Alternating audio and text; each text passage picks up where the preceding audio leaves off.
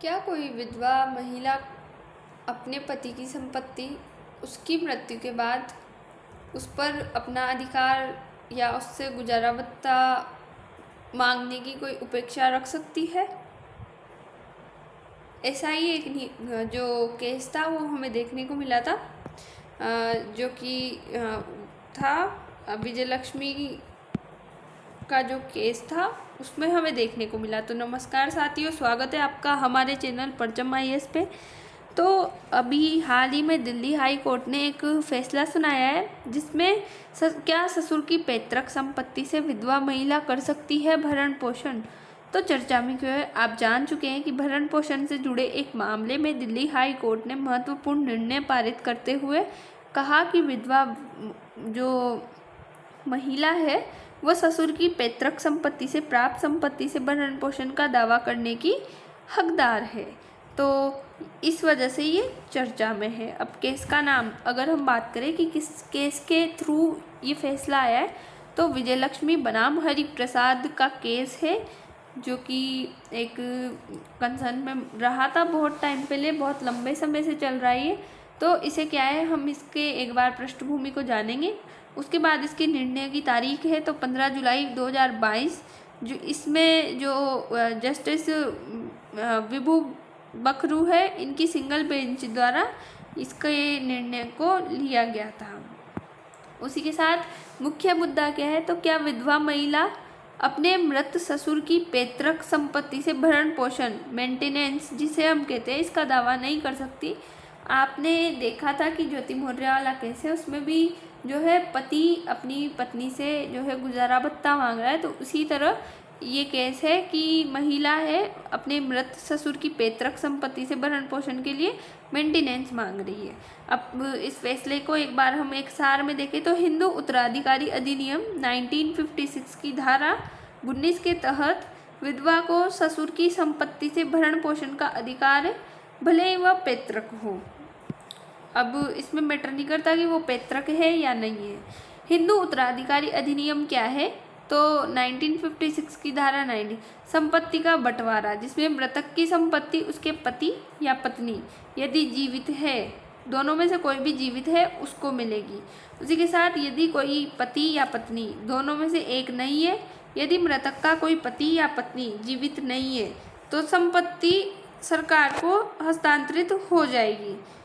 तो इसमें जो है एस्टेट का सिद्धांत लगता है, जिसके थ्रू सरकार के पास जो है इनकी जितनी भी संपत्ति है, जितनी प्रॉपर्टी है, वो सरकार के पास चल जाएगी और सरकार इसका उपयोग सार्वजनिक या धर्मार्थ उद्देश्यों के लिए कर सकती है सरकार के पास जाने के बाद। ऐसा नहीं कि सरकार अपने जो है नैतिक अपने स्वयं के निजी हितों के लिए इसका उपयोग करे, बल्कि ये सार्वजनिक क्षेत्र में सार्वजनिक भूमि का एक पार्ट हो जाती है। जितनी भी प्रॉपर्टी है सारी जो जनता है उसकी होती है। फिर ये अब बता दें कि ये धारा तब लागू होती है जब कोई अन्य उत्तराधिकारी उपलब्ध न हो। ये सुनिश्चित कराती है कि संपत्ति का वितरण व्यवस्थित और कानूनी रूप से हो रहा है या हो।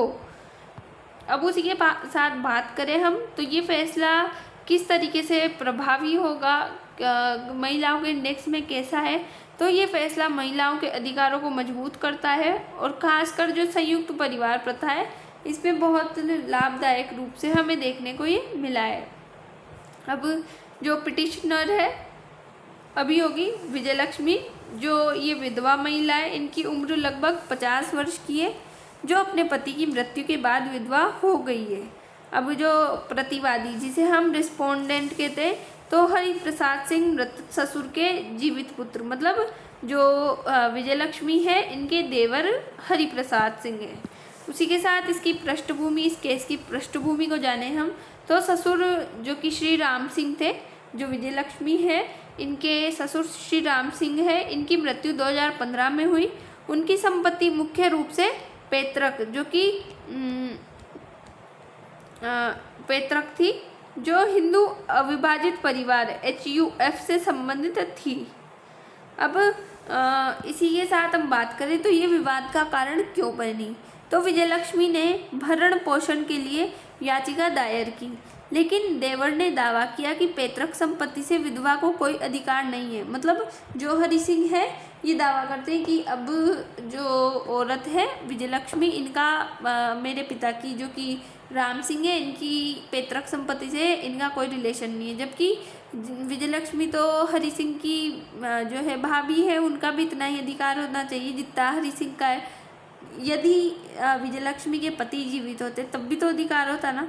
तो परिवार संरचना इसमें हम देखें तो ससुर के 2 पुत्र थे, जिनमें एक मृत विजयलक्ष्मी का पति, उनकी मौत हो चुकी है, और दूसरा जीवित है जो कि प्रतिवादी के रूप में हमें इस केस में देखने को मिला है। और इनके कोई पुत्री या अन्य वारिस नहीं है, सिर्फ 2 पुत्र ही जो है राम सिंह के हैं।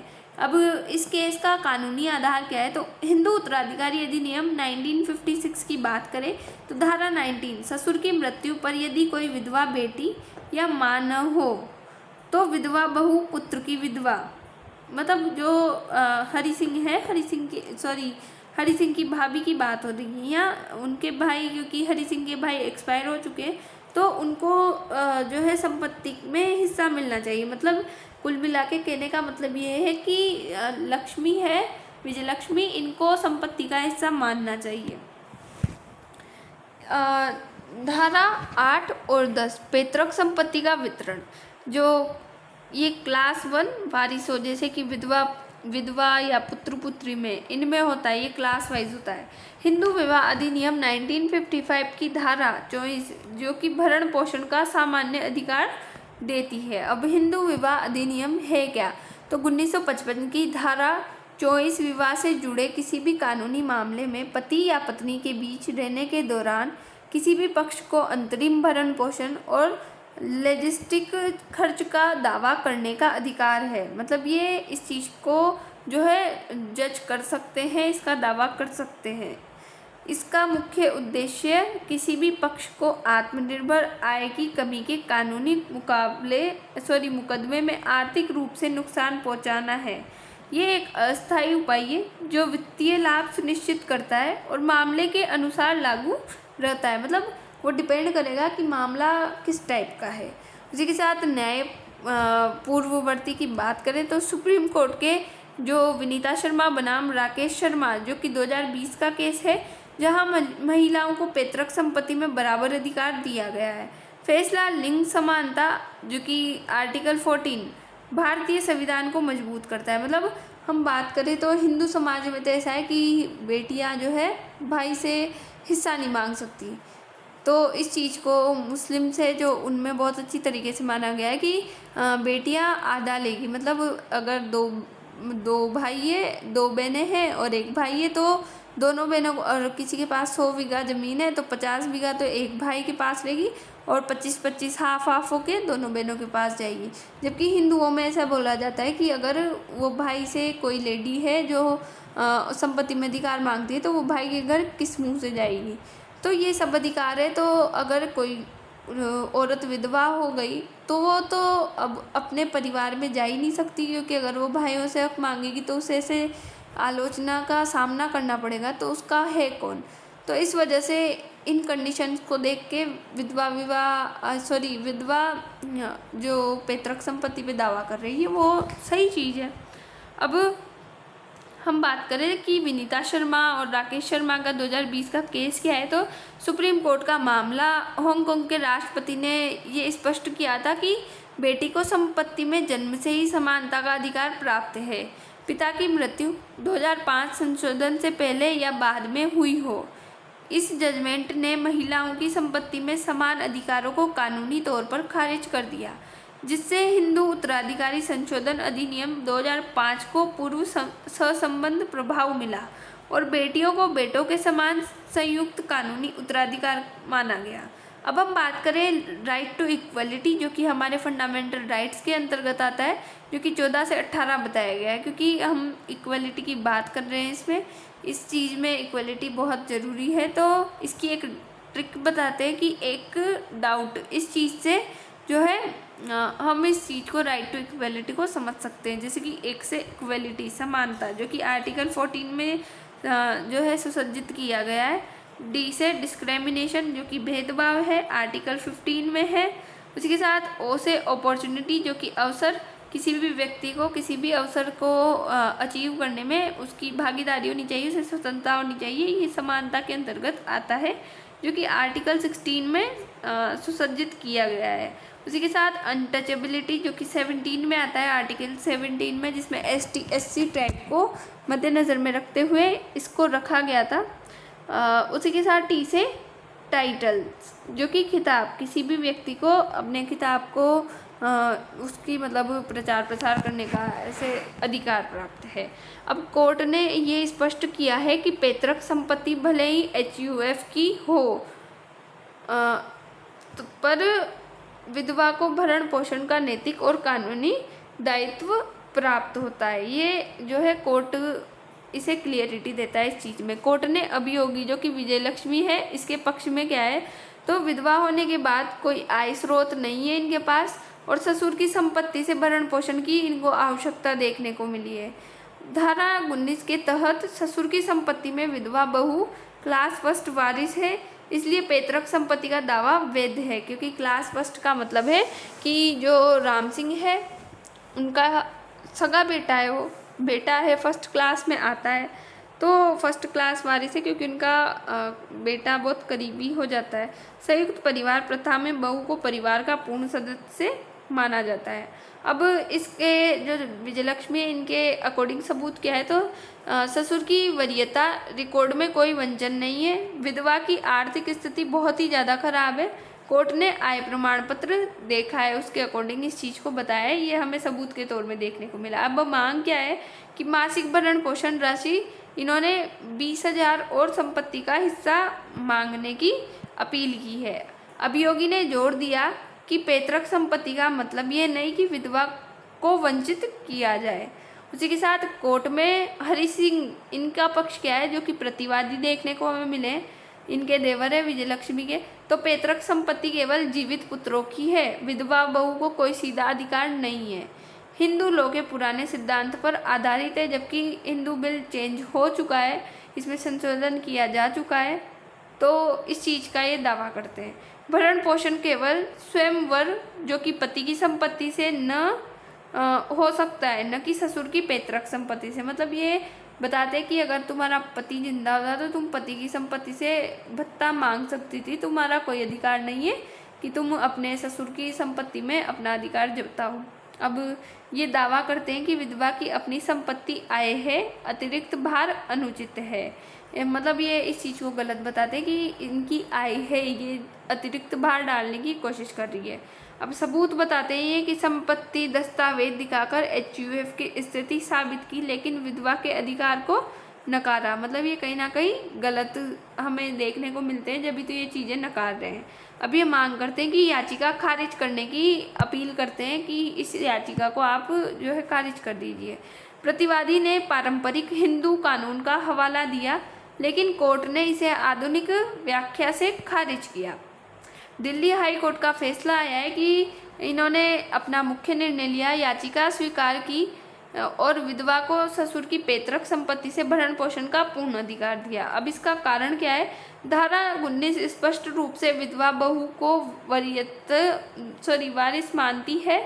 पैतृक संपत्ति का वितरण सभी क्लास फर्स्ट वारिसों में समान देखने को मिलता है। अब इसकी राशि निर्धारण की बात करें तो मासिक जो मंथली है, इनकी कॉस्ट प्राइस ये मांग रही है कि 15,000 भरण पोषण प्लस संपत्ति का 1/3 हिस्सा मांग रही है, क्योंकि ससुर के 2 पुत्रों के आधार पर ये बंटवारा देखा गया है कि अगर ससुर जिंदा होते तब भी उनका बेटा जिंदा होता तब भी तो हिस्सा होता, तो 1.5 ये हिस्सा मांग रही है। अब कोर्ट इस पर टिप्पणी करता है कि विधवा महिला को परिवार से वंचित नहीं किया जा सकता, ये लिंग भेदभाव को बढ़ावा देगा, जो कि हमारे संविधान के उल्लंघन के अनुसार देखा गया है, क्योंकि हमारे संविधान में मौलिक अधिकारों के थ्रू बताया गया है कि कोई भी व्यक्ति के साथ भेदभाव नहीं होगा। उसी के साथ इसमें आदेश दिया गया है कि प्रतिवादी को 3 महीने में भुगतान शुरू करना होगा, अपील का अधिकार सुरक्षित रहेगा। फैसले का महत्व क्या है, तो महिलाओं के लिए विधवाओं को आर्थिक सुरक्षा प्रदान करता है, खासकर जो ग्रामीण और संयुक्त परिवारों में रहती है। अब इस कानून के प्रभाव क्या देखने को मिलेंगे, तो पैतृक संपत्ति पर महिलाओं के अधिकारों को मजबूत, पुरानी प्रथाओं जैसे बहू को बाहरी मानना, इनको चुनौती दी जाएगी। सामाजिक प्रभाव क्या देखने को मिलेंगे, तो लिंग समानता को बढ़ावा दिया जाएगा और सुप्रीम कोर्ट के फैसले से प्रेरित, जैसे 2020 का विनीता केस। अब इस पे व्यापक प्रभाव क्या देखने को मिलेंगे, तो अन्य राज्यों में समान याचिकाओं के लिए पूर्ववर्ती बनेगा। HUF कानूनों में बदलाव की संभावना हमें यहाँ देखने को मिलती है, क्योंकि ऐसे कानून होंगे तो कहीं ना कहीं महिलाएं वंचित होगी और महिलाओं को प्रताड़ित किया जाना, एक तो वो विधवा है और ऊपर से वो प्रताड़ित हो रही है, क्योंकि सिंगल एक विधवा महिला होना बहुत मुश्किल बात है, अपने आप में समाज को झेलना बहुत मुश्किल बात है, ये सब चीज़ें हम जानते हैं। आंकड़ों की बात करें तो भारत में 3 करोड़ से अधिक विधवाएं, यह फैसला उन्हें सशक्त बनाएगा, क्योंकि महिलाएं इतनी अकेली रहती है विधवा होने के बाद, क्योंकि उनको न तो वो ससुराल में अपनी हक जता पाती, ना अपने खुद के परिवार में जो मायका है उसमें जता पाती। अब दिल्ली हाई कोर्ट का ये फैसला हिंदू कानून में महिलाओं के अधिकारों का विस्तार करता है। विधवा महिलाओं को पैतृक संपत्ति से भरण पोषण का अधिकार सुनिश्चित करता है। इसकी सिफारिश है तो विधवाओं को कानूनी जागरूकता बढ़ानी चाहिए और सरकार को HUF कानूनों में और स्पष्टता लानी चाहिए, ताकि किसी को भी प्रॉब्लम ना हो। परिवारों में समानता को प्रोत्साहित देना चाहिए। तो I hope you understand this. So मिलते हैं नेक्स्ट वीडियो में। Thanks for watch.